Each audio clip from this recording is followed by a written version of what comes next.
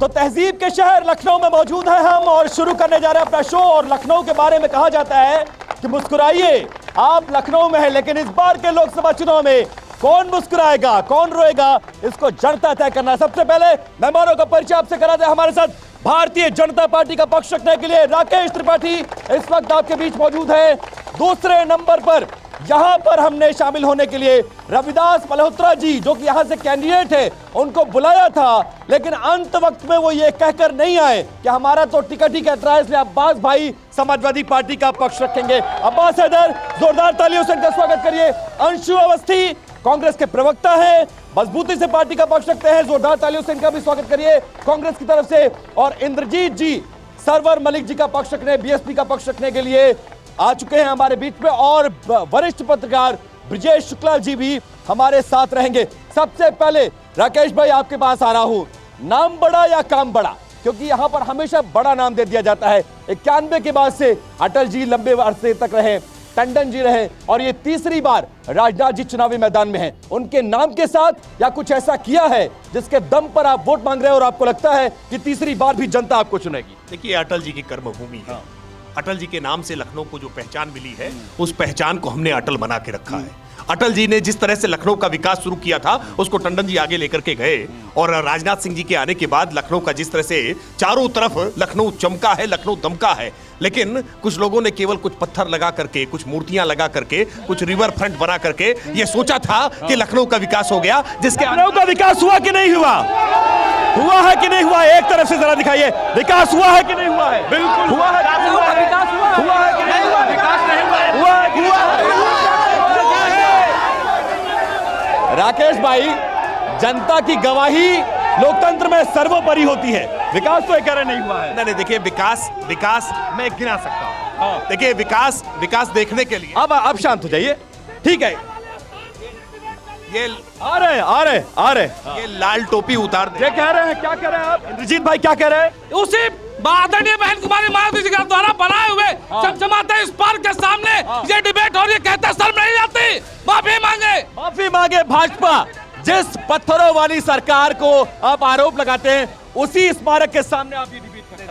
देखिए, और वही डिबेट में आप शामिल हो देखिए, गए। पत्थरों की मूर्तियां लगा देना या कब्रिस्तान की चारदीवारी बना देना, ये विकास नहीं होता है। विकास देखना हो तो जाकर के देख के आइए कि कैसे आउटर रिंग रोड इस समय किसान पथ बना हुआ है। पत्थरों का स्मारक बना देना या कब्रिस्तान की बाउंड्री बना देना विकास नहीं होता है। लेकिन अब सुन लीजिए, आपसे मैंने वादा किया था कि हमने एक बड़ा सर्वे कराया है, उस सर्वे का सैंपल आ गया है, लेकिन अभी इत्मीनान रखिएगा, एक ही सर्वे नहीं है, अलग अलग जातियों के, अलग अलग धर्मों के सब सर्वे किए गए हैं। उस सर्वे से आपको थोड़ा लखनऊ का मूड समझ में आएगा।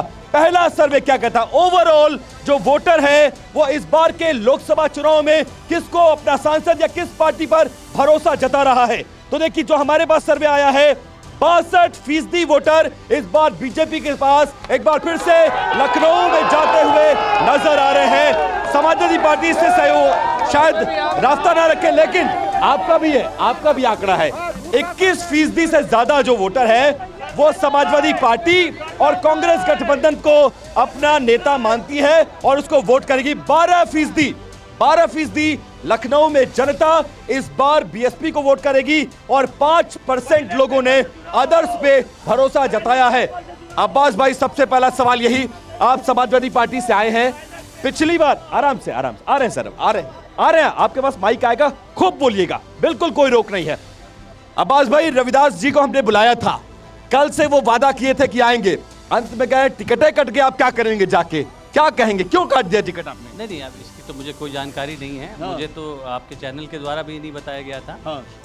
लेकिन अगर उत्तर प्रदेश के मुद्दों पे आप सवाल पूछना चाहें तो पूछ सकते हैं। नहीं, लेकिन लखनऊ में ऐसा क्या है? हर बार ऐसा कहा जाता है कि लखनऊ में हर पार्टी डमी उम्मीदवार दे देती है। पिछली बार पूनम सिन्हा आई थी और कांग्रेस बीएसपी के गठबंधन में आप चुनाव लड़े थे।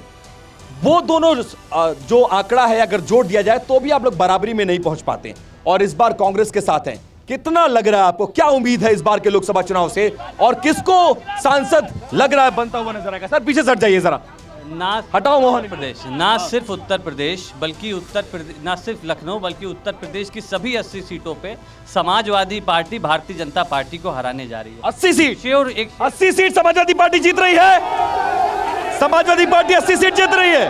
देखिए जनता का उत्साह बता रहा है और एक शेर है भारतीय जनता पार्टी के लिए। बीजेपी वालों के लिए एक शेर भी सुन लीजिए। हाँ, शेर सुन लीजिए, शेर सुन लीजिए। हाँ, अजब तेरी सूरत है महबूब खूबसूरत कि सब खूबसूरत से नजर उतर गई। तो भारतीय जनता पार्टी का ये हाल है कि इन्होंने बड़े बड़े झूठ बोले 2014 के चुनाव में, 2019 के चुनाव में। आज देश की जनता के मन और मस्तिष्क से भारतीय जनता पार्टी उतर चुकी है। ये आप जहाँ खड़े हैं, ये विकास किसकी सरकारों का? ये मायावती जी का पार्क है, मायावती जी ने बनवाया। मरीन ड्राइव पे खड़े हैं, ये समाजवादी पार्टी के द्वारा बनाया गया था। अच्छा, वो सामने वाली चकोरी गली। आज इसका क्या हाल है आप देखिए। आज जहां फाइटर जेट उतर रहे हैं वो किसकी सरकार के द्वारा एक्सप्रेस वे बनाया गया था? उत्तर प्रदेश में जो भी विकास कार्य हुए हैं सब भारतीय जनता पार्टी की सरकार से पहले हुए हैं। भारतीय जनता पार्टी की सरकार में विकास ठप पड़ा है उत्तर प्रदेश। अच्छा, एक बार जनता से सहमति बनाओ। अच्छा, किसकी सरकार में सबसे ज्यादा विकास हुआ? सपा की सरकार में, भाजपा की सरकार में? बगल पे सपा या भाजपा? सपा या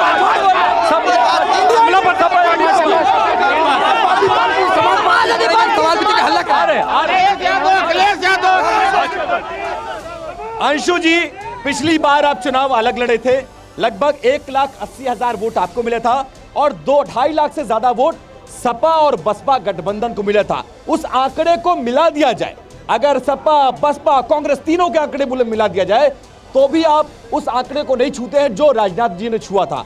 इस बार ऐसा क्या है आपको लगता है कि आप सपा के गठबंधन पर समाजवादी पार्टी का उम्मीदवार जीतेगा और जहां पर 1991 से जीत नहीं हुई थी वहां पर इस बार परचम लहराएंगे आप? मेरा एक सवाल आपसे, मैं आपसे सवाल से शुरुआत करता हूं। इस लखनऊ के सांसद, देश के रक्षा मंत्री आदरणीय राजनाथ सिंह जी हैं। सवाल रविदास मेहरोत्रा जी से पूछा जाना चाहिए कि राजनाथ सिंह जी से पूछा जाना चाहिए? पहली बात, अगर रविदास मेहरोत्रा जी को बुलाए तो क्या आपने राजनाथ सिंह जी को फोन किया था? क्या हमने बीजेपी में मांगा, हमने कहा भाई देखिए वो आ रहे हैं, हमने कहा वो आ रहे हैं, क्या आप उनको भेजेंगे? नहीं, मेरी बात आने दीजिए। रविदास मेहरोत्रा विपक्ष इंडिया गठबंधन के प्रत्याशी हैं।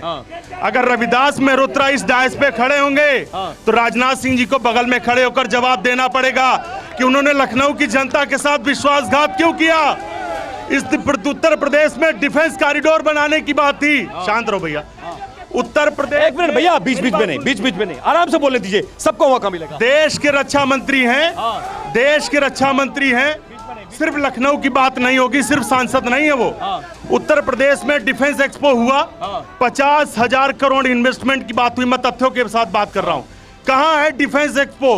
कहां गया डिफेंस कॉरिडोर? जवाब नहीं। राकेश त्रिपाठी, जवाब ले लूं? ना राजनाथ सिंह जी के पास जवाब है। कहां है डिफेंस कॉरिडोर? बड़े बड़े दावे, डिफेंस एक्सपो, ये एक्सपो, वो एक्सपो, जमीन पर कुछ है कि सिर्फ हवा हवाई है? नहीं, देखिए डिफेंस एक्सपो का भी जवाब दे रहा हूं। अब महत्वपूर्ण बात उन्होंने कही कि रविदास मेहरोत्रा को बुलाए तो राजनाथ जी को भी बुलाना चाहिए था। अगर राजनाथ जी ने कहा होता आएंगे तो राजनाथ जी आते। ब्रह्मोस इस तरह से छोड़ करके भाग न जाते जैसे रविदास मेहरोत्रा। लेकिन ये बताइए डिफेंस कॉरिडोर कहां है? देखिए ब्रह्मोस मिसाइल के आज गोले यही लखनऊ में बनने लगे हैं। असॉल्ट राइफल यही आज अमेठी में बनने लगी है और संडीला में अब इस समय वेबलेन स्कॉट की रिवॉल्वर बनने लगी है। बीएसपी का पक्ष बहुत ज्यादा जरूरी है। और उसके बाद हमारे बीच लखनऊ और उत्तर प्रदेश को लेकर एक बड़ा अनुभव लिए वरिष्ठ पत्रकार ब्रिजेश जी, उनके पास जाऊंगा। इंद्रजीत भाई, ये बताइए, हर जगह ये कहा जा रहा है जहां जहां समाजवादी पार्टी मजबूत चुनाव लड़ती है, बहन जी वहां मुसलमान उम्मीदवार उतार देती है, सारा खेल खराब हो जाता है। क्या स्ट्रेटेजी है ये बताइए? लखनऊ में सरवर मलिक क्यों? तब जब चुनाव को हारने का रिकॉर्ड उन्होंने बनाया है। विधानसभा वो हारे, उनकी पत्नी मेयर का चुनाव हारी और एक बार फिर से उन पर भरोसा। लगातार तो समाजवादी भी हार रही है, वो मैदान में है। दूसरी बात, मैं सत्ता पक्ष से पूछता हूं कि 300 किलो 300 टन RDX कहां से आया? रक्षा मंत्री है, जवाब दें। 300 टन जो है RDX कहां से आया? कहां हमारे देश के जवानों की आहुत लेने वाले ये माफी मांगे देश से? कहां से वो मर गए? डिफेंस एक्सपो के नाम पर, अडानी के नाम पर दिया जा रहा है, उसके पोर्ट पर ड्रग्स पकड़ी जाती है, क्यों नहीं जवाब देते? साथ देना पड़ेगा बीजेपी को। लेकिन ब्रिजेश जी, आपका अनुभव क्या कहता है उत्तर प्रदेश में? एक मिनट भैया, बीच में नहीं, आ रहा हूं, थोड़ा शांति, थोड़ा शांत। सर, आप आपका अनुभव लखनऊ को लेकर क्या कहता है? जो करिश्मा 1991 से अब तक नहीं हो पाया वो अब हो पाएगा? क्या लग रहा है आपको, कोई जीत पाएगा? देखिए सुनिए, बीच में नहीं इंद्रजीत भाई, बीच में नहीं डिरेल मत करिए बहस को, आराम से सम्मिलित तो ये सबको मौका दूंगा। सुनिए 1 मिनट भैया, बीच में सुनिए। देखिए विपिन जी, देखिए विपिन जी, मैं अभी पश्चिम उत्तर प्रदेश के भी दौरा करके लौटा हूँ और मैं लखनऊ में भी रहता हूँ। वास्तव में ये इस चुनाव का सिर्फ लखनऊ बताइए, लखनऊ में कोई चुनौती है कि नहीं? देखिए लखनऊ में पिछले चुनाव से ये चुनाव थोड़ा अलग है। आसान है कि टफ है? नहीं, इसलिए अलग है कि बहुजन समाज पार्टी जो है, जिसको ये कहा जा रहा है कि जिसका ये कहा जा रहा है कि उसका कोई वोट नहीं है, मैं बताऊं उसका वोट, जो उसका मायावती का अपना वोट है, वो बिल्कुल इंटैक्ट है। लेकिन क्या सीट को पलट पाने का मादा रखता है वो? नहीं, देखिए उस सीट का नहीं, लेकिन क्योंकि वो अलग लड़ रही हैं, इसलिए वो प्रभाव डालेगा। खेल खराब करेंगी? बिल्कुल खेल खराब करेंगी मायावती, ये सबसे बड़ा सवाल है। अब मेरे पास डाटा आ गया है मुसलमान के वोटों का, जरा 5 कदम भैया पीछे हो जाइए, क्योंकि सबके चेहरे नहीं आ पा रहे हैं और मैं चाहता हूं लखनऊ, हर एक लखनऊ वासी का चेहरा दिखे।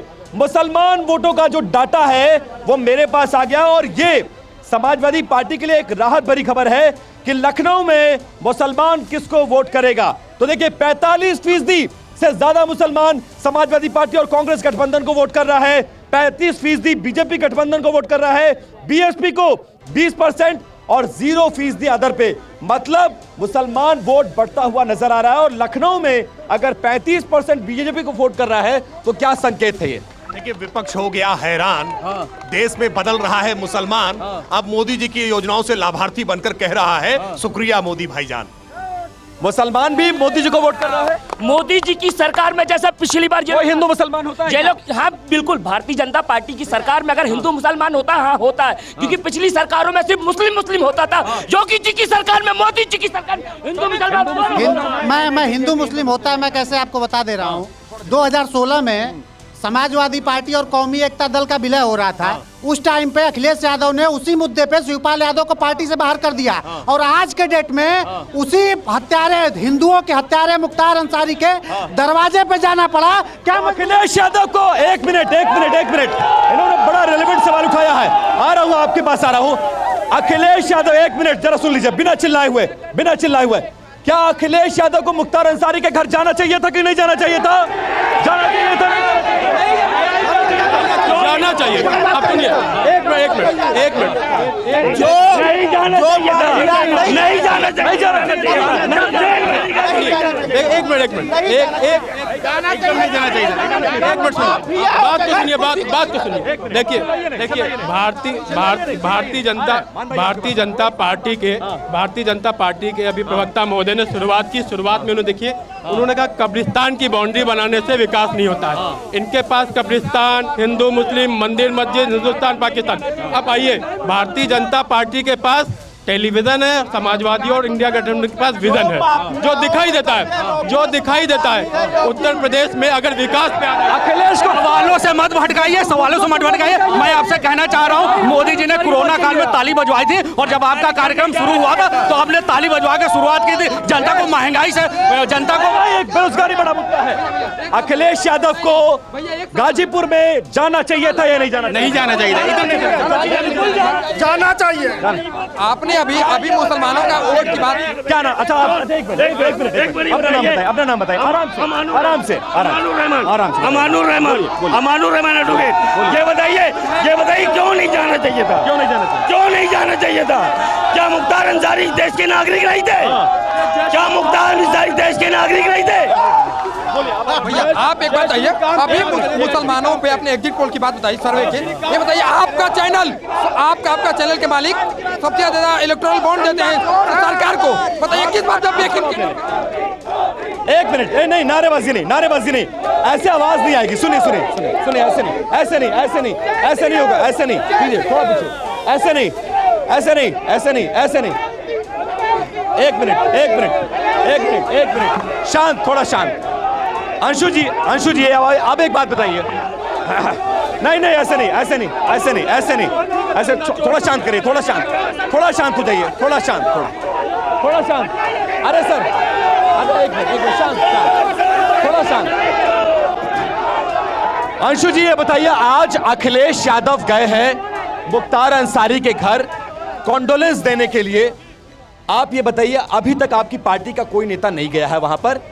अखिलेश यादव का जाना आप कैसे देखते हैं? आपके गठबंधन के नेता है वो, और कांग्रेस का कोई नेता अब तक क्यों नहीं गया, ये बताइए जरा। मुझे बड़ा आश्चर्य होता है।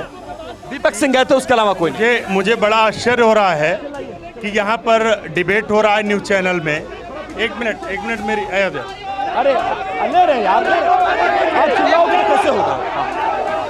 देखिए, जब आप ये सवाल पूछ रहे थे कि जब आप ये रिपोर्टिंग कर रहे थे कि मुस्लिम वोट किसको जाएगा, मुख्तार के यहाँ जाना चाहिए कि नहीं जाना चाहिए, तो यहाँ की जनता पनौती चिल्ला रही थी। पनौती कौन है सभी जानते हैं। पनौती कौन है? कौन है पनौती? पनौती कौन है? पनौती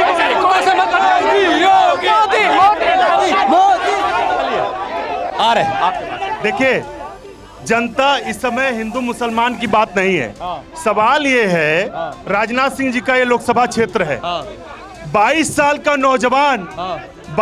का नौजवान रिटायर करके घर भेजा जाएगा और 73 साल के बुढ़ऊ कह रहे हैं कि हमें फिर से मौका दे दो। शर्म नहीं आती है? 73 साल के बुढ़ऊ कहते हैं फिर से मौका दो। अब 22 साल का अग्निवीर जो ये चिल्ला रहे हैं यहाँ पे, 22 साल का अग्निवीर रिटायर करके घर भेजा जाएगा। ये जवाब ले लूं? भारत बना जवाब ले लूं? ये सुन लीजिए, जवाब ले लेते हैं। ये कांग्रेस का न्याय पत्र है, हमने घोषणा की है। जवाब ले लेते हैं। सुन लीजिए, दूसरा एक सवाल और भी है। बीजेपी बड़ा प्रचार कर रही है। 19 तारीख को ओबीसी का डाटा आ गया है, उसके बाद आ रहा हूं आपके पास। ओबीसी का डाटा आ गया, अब थोड़ा शांत होइए। अब शांत, अच्छा ठीक है, सबकी बात आ गई। नहीं, अब थोड़ा शांत हो जाइए, थोड़ा शांत। एक मिनट, अच्छा मेरी बात सुनोगे? मेरी बात सुन लीजिए, अब थोड़ा शांत हो जाइए। थोड़ा सारे लोग ओहो, सारे लोग बोलोगे तो कैसे आवाज आएगी? अच्छा एक मिनट, हो तो गया ना यार। अब ओबीसी का डाटा आ गया है, देखिए हमारे पास ओबीसी वोटर्स का डाटा आ गया है। ओबीसी वोट क्या कहता है? थोड़ा पीछे चलिए आप लोग, थोड़ा सा भैया, थोड़ा पीछे, मुझे धक्का ना देने पड़े। शांत हो जाओ यार, एक मिनट शांत रहिए भैया, थोड़ा पीछे, थोड़ा पीछे। ओबीसी का डाटा मेरे पास आ गया है। फिर कुछ महिलाएं आई हैं यूनिवर्सिटी से, मैं उनके पास आऊंगा। देखिए, बीजेपी गठबंधन को इस बार के लोकसभा चुनाव में लखनऊ में 45% से ज्यादा ओबीसी वोट मिलता हुआ नजर आ रहा है। समाजवादी पार्टी को 31%, बीएसपी को 14% और 10% अदर्स को। आप यूनिवर्सिटी से आई हैं, क्या कहना चाहती है इस बार के चुनाव में? देश का युवा क्या सोच रहा है, क्या कर रहा है इस बार देश में, क्या होना चाहिए? अब एक महिला को सुन लीजिए प्लीज, उसके बाद विकास पर, बेरोजगारी पर, सब पर सवाल पूछेंगे। सबसे पहले अब सुन लीजिए भैया, एक महिला बोल रही है, सुन लीजिए। एक महिलाओं का तो सम्मान करिए, महिलाओं का तो सम्मान करिए, महिलाओं का तो एक मैं बाहर कर दूंगा आपको। नहीं, चुप रहिए आप, अब आप चुप रहिए, बोलने दीजिए, एक ही आदमी नहीं बोलेगा। सबसे पहले मैं ये कहना चाहूँगी, अन्य पार्टी इंडिया अलायंस महिलाओं का सम्मान कैसे करेगी जब इनके कांग्रेस की प्रवक्ता सुप्रिया श्रीनेत कंगना जी के बारे में सोशल मीडिया पोस्ट डाल देती हैं कि आखिर कितने में बिक रही है। क्यों नहीं करते हैं महिला? ये औरतों का सम्मान क्या करेंगे? दूसरी चीज है, इन्होंने अभी बोला महंगाई के बारे में। अगर ये थोड़ा इकोनॉमिक्स पढ़े होते तो इनको इन्फ्लेशन डिफ्लेशन के बारे में पता होता, थोड़ा रिसेशन इंद्रजीत भाई, इस बहन को मैं एक जवाब देना चाहता हूं। पहले सवाल सुन कि बहन को मैं जवाब देना चाहता हूं कि सक्षम पटेल आज जो है महिला सुरक्षा की बात करते हैं। बनारस की बेटी के साथ क्या हुआ? बीजेपी आईटी सेल के 3 बलात्कारी, 3 गुंडे उस महिला की आबरू लूटते हैं। हाथरस की बेटी को न्याय कब? हाथरस की बेटी के हत्यारों के घर पे बुलडोजर कब चलेगा? अब्बास भाई, कानून व्यवस्था एक बड़ा मुद्दा है और ये सरकार कानून व्यवस्था पर ही चुनाव लड़ रही है। ये कहा जाता है और दावा किया जाता है कि हमने सब कुछ ठीक कर दिया। कितना ठीक हुआ? देखिए, सूप तो सूप, छल्ली भी बोले जिसमें 72 थे। ये भारतीय जनता पार्टी की सरकार में उत्तर प्रदेश की कानून व्यवस्था पूरी। अरे भाई, माइक हटने के बाद भी आप ही बोलोगे तो कैसे डिबेट होगी? थोड़ा धैर्य रखिए, आपको मौका दे रहा हूं ना मैं। देखिए, उत्तर प्रदेश की कानून व्यवस्था पूरी तरह से ध्वस्त है। अगर आप एनसीआरबी का आंकड़ा देखें तो सिर्फ गाजियाबाद में 144% हत्याएं बढ़ी होंगे या फिर डिबेट हो जाएगी। एक ही चीज होगा, या तो नारे कर लीजिए, कैमरा घुमा देता हूं। नारा करने लगाने आए हैं, डिबेट सुनने आए हैं? देखिए बात अगर आप ऐसे करेंगे डिबेट तो हमें लगता है डिरेल कर रहे हैं ना ये लोग, मैं तो समझा रहा था आपकी बात ताकि आसानी से मुझे लगता है कि 144% हत्याएं सिर्फ गाजियाबाद में बढ़ी हैं एक वर्ष में। प्रतिदिन 10 औसतन हत्याएं होती हैं प्रदेश में, 8 औसतन बलात्कार होते हैं। आज आगरा में केंद्रीय सुरक्षा बलों के अधिकारी ने जिस प्रकार से एक महिला के साथ बदसलूकी की है, मारपीट की है, ये शर्म की बात है। शर्म की बात है। राकेश भाई ये बताइए, आप जिस कानून व्यवस्था का डंका यहां से लेकर गुजरात तक आप पीटते हैं, जोगी मॉडल कहा जाता है, बुलडोजर मॉडल कहा जाता है, एनसीआरबी का डाटा आपके हक में क्यों नहीं जाता है? हाथरस कांड हो या इसके अलावा तमाम जो विपक्ष के नेताओं ने गिनवाया, ये एक बड़ा सवाल है, ये एक बड़ा सवाल है। इसका सॉल्यूशन क्या है? कैसे आप जाएंगे चुनाव में? कि 2017 का विधानसभा चुनाव हो, हमने कानून। भैया आप सुन लीजिए, भैया इंद्रजीत भाई आप देखिए डिस्टर्ब कर रहे हैं, डिस्टर्ब सुनिए, आप बोल रहे हैं सब सुन रहे हैं। देखिए 2000 कुंजेश एक मिनट, इंद्रजीत भाई ऐसे आप जनता का जवाब, एक मिनट हम आपको माइक देंगे तो बोलिएगा। जी बोलिए, आपस में नहीं, आपस में नहीं, आपस में नहीं, प्लीज प्लीज आपस में नहीं भैया। देखिए 2017 का विधानसभा चुनाव इस उत्तर प्रदेश। आप सुन लीजिए भैया, सुन लीजिए, प्लीज सुन लीजिए जरा। देखिए 2017 का विधानसभा चुनाव में हमने कहा था ना गुंडाराज ना भ्रष्टाचार, और हमने परिवर्तन करके दिखाया है। और आज 2022 का विधानसभा चुनाव उत्तर प्रदेश में केवल कानून व्यवस्था के मुद्दे पर सबसे बड़ा मुद्दा माना गया था, और उत्तर प्रदेश की जनता ने भरपूर आशीर्वाद दिया। और कारण है कि इसी उत्तर प्रदेश में कोई ऐसा जिला नहीं था जहां दंगे न होते हो। हमने उत्तर प्रदेश से दंगों को समाप्त करने का काम किया है। आज कहीं कर्फ्यू नहीं लगता है उत्तर प्रदेश में।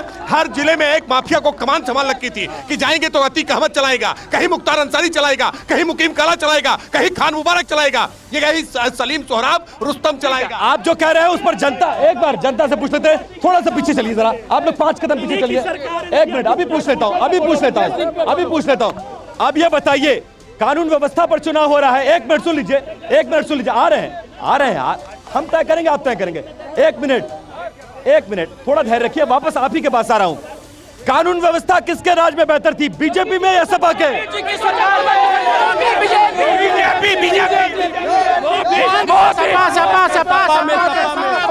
फोन किए थे, नड्डा जी को फोन किए थे कि नहीं आप? उनकी फॉर्च्यूनर चोरी हो गई, तथा कथित विश्व की सबसे बड़ी पार्टी के लोग कहते हैं बरामद भी आज हो गई। नहीं, बरामद हुई ना, चोरी हुई कि नहीं हुई? देश सुरक्षित हाथों में, और प्रदेश का इनके राष्ट्रीय अध्यक्ष के क्या नाम फॉर्च्यूनर ही चोरी हो जा रही है। अब ये जो बड़ा सवाल है। अब मेरे पास डाटा आ गया है। अब देखिए, ठीक है, आ रहे हैं, अब थोड़ा शांत हो जाइए, थोड़ा सा शांत, थोड़ा पीछे चलिए, थोड़ा पीछे आ रहे हैं।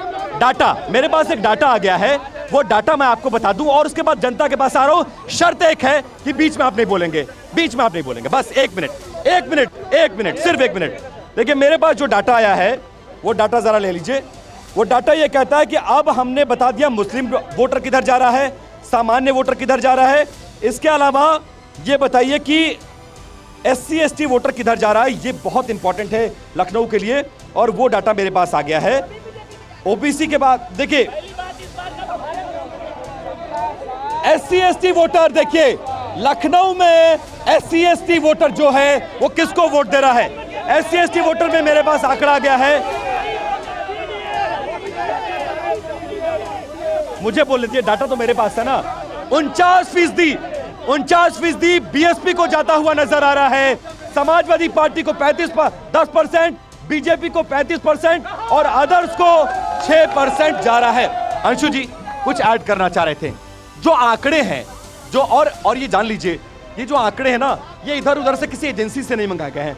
हमारे रिपोर्टर्स 1000 प्रत्यक्ष छपाए, अलग अलग विधानसभाओं में गए, लोगों से बात की, आधार नंबर लिया, फोन नंबर लिया, ये वो आंकड़े हैं। इसलिए इस पर तो सवाल मत खड़े करिएगा। क्या कहेंगे इन आंकड़ों पर? यह आंकड़ा आपको फेवर नहीं कर रहा है उत्तर प्रदेश? नहीं, हम कोई आंकड़े पर सवाल नहीं खड़ा कर रहे हैं। 22 लाख वोटर हैं लखनऊ लोकसभा में। अगर कुछ हजार सैंपल का सर्वे है तो वो ठीक है, आपने कराया, आपका आउटलुक है। कांग्रेस पार्टी मुद्दों पर बात कर रही है। हम युवाओं की जो अग्निवीर योजना, मैंने फिर से कहा कि 22 साल वालों को रिटायर कर रहे हैं और 73 साल के लोग कह रहे हैं हमको दोबारा मौका दो। दूसरा, किसानों का कर्जा माफी होना चाहिए, बीजेपी उस पर नहीं बोलती। किसानों को MSP गारंटी कानून को लेकर प्रधानमंत्री जी ने माफी भी मांगी काले कानूनों पर, और कहाँ ला के देंगे? आज तक कानून क्यों नहीं लाए? हम तो कह रहे हैं जाति की बात करिए, खूब धर्म की वो कर रहे हैं, जाति की आप कर रहे हैं, लेकिन युवाओं की बात क्यों नहीं हो रही? जाति एक कटु सत्य है, इसको आप नकार देंगे? एक कटु सत्य है कि नहीं है? जब टिकट बांटते हैं तो जाति देखते हैं कि नहीं देखते हैं? सत्य है। ये सच है कि जाति को नकारा नहीं जा सकता, लेकिन देश हमारा नया भारत कैसे बनेगा? क्या जाति की बात करके बनेगा? क्या धर्म की बात करके? बीजेपी के लोग आज अभी 19 तारीख को प्रथम चरण का चुनाव है, सुन लीजिए, 19 तारीख को प्रथम चरण का देश में चुनाव है। भारतीय जनता पार्टी के नेता रैलियों में जा रहे हैं, लेकिन हिम्मत नहीं जुटा पा रहे हैं कि अपना घोषणा पत्र ला पाए, संकल्प पत्र ला पाए। आप कहते हैं अग्निवीर 3 साल में रिटायर करेंगे, 5 साल में। नेता चाहिए 73 साल वाला और नौकरी में 5 साल रिटायर कर देंगे, कैसे चलेगा भैया ऐसे? देखिए, मुझे लगता है देश की सेना को लेकर के केवल राजनीतिक बयानबाजी नहीं करनी चाहिए। दुर्भाग्य यह है कि कांग्रेस हमेशा सेना को लेकर के राजनीति करती है। कभी सेनाध्यक्ष को गुंडा कह देगी, कभी सर्जिकल स्ट्राइक और एयर स्ट्राइक पर सवाल खड़ा करने लगेगी। देश के नौजवान मजबूत होने चाहिए, देश सेवा से ओतप्रोत होने चाहिए। ठीक है, हमारे पास देखिए समर्थ वोटरों का डाटा आ गया। इसके बाद सर आपके पास आ रहा हूं, इसके बाद आपके पास आ रहा हूं। बहुत देर से आप खड़े हैं, फिर आपके पास आता हूं। समर्थ वोटर लखनऊ में इस बार के लोकसभा चुनाव में किसको वोट कर रहा है? तो 80% समर्थ वोटर बीजेपी को वोट करता हुआ इस सर्वे में नजर आ रहा है। 13% समाजवादी पार्टी, बीएसपी को 3 और अदर्स को 4। मान सर्वे में आप बहुत पीछे हैं।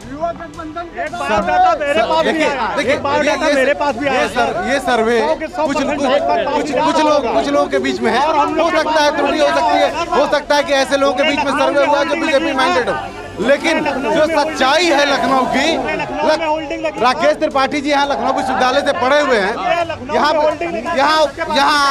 आधा उत्तर प्रदेश का सर्वे से सहमत नहीं है।